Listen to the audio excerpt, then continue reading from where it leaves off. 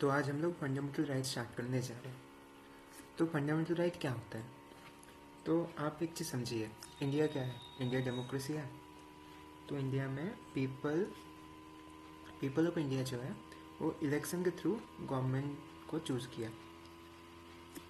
अब गवर्नमेंट को लेजिटिमेसी मिला पीपल को गवर्न करने के लिए, लेकिन इलेक्शन के बाद गवर्नमेंट ने अपना रंग दिखा दिया। अब ये क्या किया? एक ऑर्डर पास कर दिया जहाँ बोला गया कि गवर्नमेंट को कोई क्रिटिसाइज कर नहीं सकता, जो भी करेगा उसको जेल में डाल दिया जाएगा। अब सोचिए, कॉन्स्टिट्यूशन में कोई राइट होता ही नहीं तो क्या करते हैं? तो हम लोग जेल में पड़े रहते हैं। अब कॉन्स्टिट्यूशन में जैसे एक राइट है हमारा, freedom of speech and expression, अब ये है ऑलरेडी कॉन्स्टिट्यूशन में। अब कॉन्स्टिट्यूशन का सुप्रीम प्रोटेक्टर कौन है हमारे कंट्री में? Supreme court. अब सुप्रीम कोर्ट आएगा, गवर्नमेंट को डांट लगाएगा और बोलेगा कि ये ऑर्डर कैंसिल करो, ये अगेंस्ट द कॉन्स्टिट्यूशन है। तो कॉन्स्टिट्यूशन में हमारा फंडामेंटल राइट था, इसलिए ये पॉसिबल हो पाया, नहीं होता तो नहीं हो पाता। तो सेम इस तरह से कॉन्स्टिट्यूशन में जो फंडामेंटल राइट है वो पार्ट 3 में है। पार्ट 3 में आर्टिकल 12 टू आर्टिकल 35, लेकिन आर्टिकल 12 टू आर्टिकल 35 में भी सब राइट्स नहीं है। जो मेनली राइट्स है, पर्टिकुलरली राइट्स है, सब्सटेंटिव राइट्स, वो आर्टिकल 40 टू 30 में आता है और 32 में आता है। और ये राइट्स किसके अगेंस्ट है, कौन राइट वायलेट कर सकता है, कैसे राइट वायलेट कर सकता है, या फिर ऐसे जो भी टर्म्स एंड कंडीशन है वो आर्टिकल 12 और 13 में है। और राइट्स वायलेट हो गए तो उसके बाद हम लोग क्या क्या स्टेप ले सकते हैं, उसके लिए अलग टर्म्स एंड कंडीशन है जो बेसिकली इस आर्टिकल्स में है, हम लोग बाद में डिस्कस करेंगे। अब fundamental right against the state है। अब स्टेट कहाँ डिफाइन है? मतलब अगर हम लोग को पता ही नहीं होगा कि स्टेट क्या है, तो जब हम लोग का कोई फंडामेंटल राइट वायलेट होगा, हम लोग जाएंगे सुप्रीम कोर्ट के पास, बोलेंगे हम लोग का राइट वायलेट हुआ है। अब गवर्नमेंट क्या बोलेगा? अब कि यहाँ पर तो लिखा हुआ है कि स्टेट वायलेट नहीं कर सकता, कॉन्स्टिट्यूशन में लिखा हुआ है, हम लोग शायद स्टेट है ही नहीं। सिचुएशन बता रहा था कि ऐसा कोई सिचुएशन हो सकता है जहाँ पर ब्रॉडली अगर डिफाइन नहीं है स्टेट, तो कोई अगर राइट्स वायलेट करेगा तो बाद में हम लोग बाद में काउंटर आर्गूमेंट आ सकता है कि ये एक्चुअली स्टेट है ही नहीं।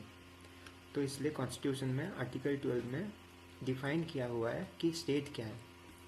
तो मैंने एक्चुअली आर्टिकल 12 में हाईलाइट कर दिया जो आप लोग को ध्यान में रखना चाहिए पढ़ते टाइम, लेकिन फिर भी अगर हम शुरू से पढ़े तो क्या आता है? डेफिनेशन ऑफ स्टेट है एक्चुअली ये आर्टिकल 12।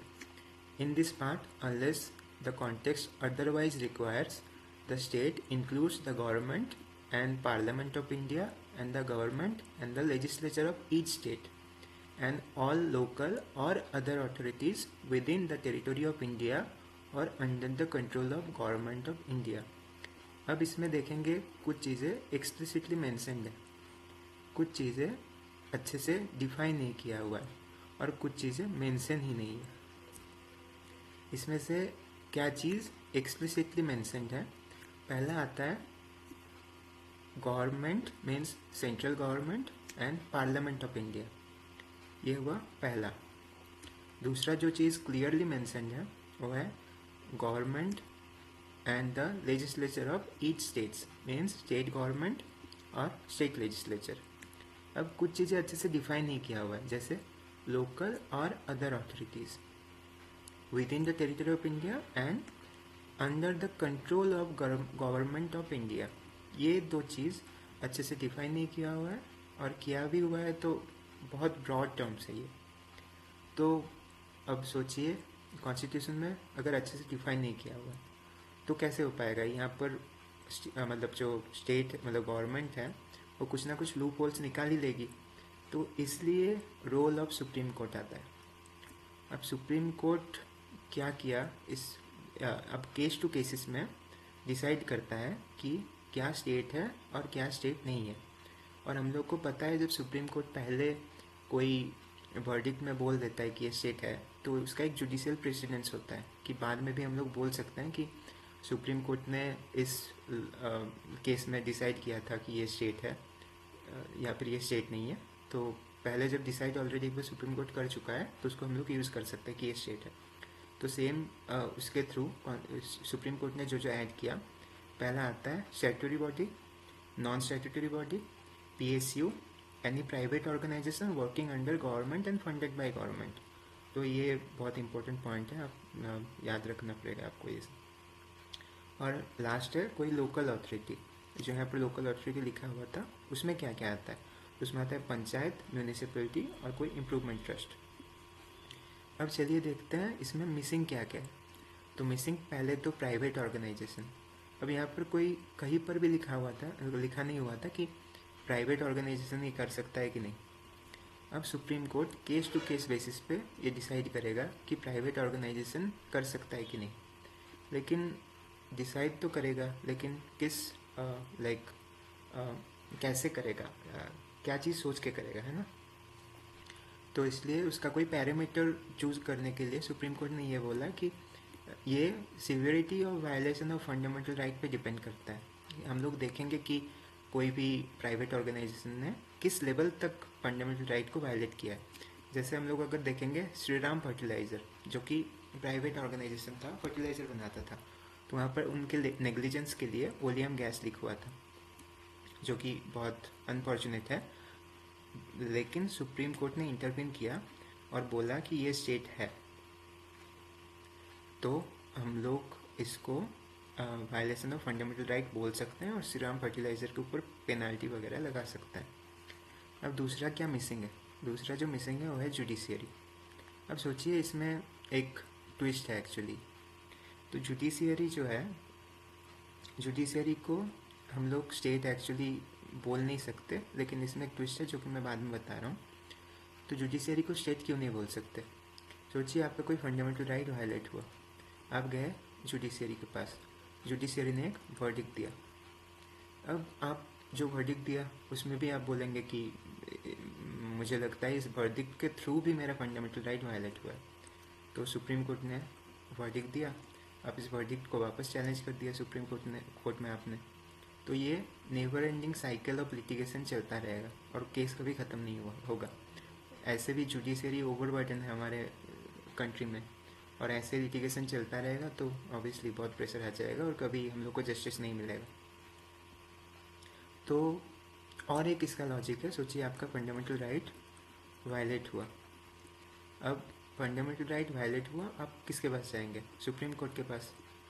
अब अगर सुप्रीम कोर्ट खुद ही स्टेट है तो फंडामेंटल राइट वायलेट होने पे, फंडामेंटल राइट अगर वायलेट होगा तो आप जाएंगे सुप्रीम कोर्ट के पास।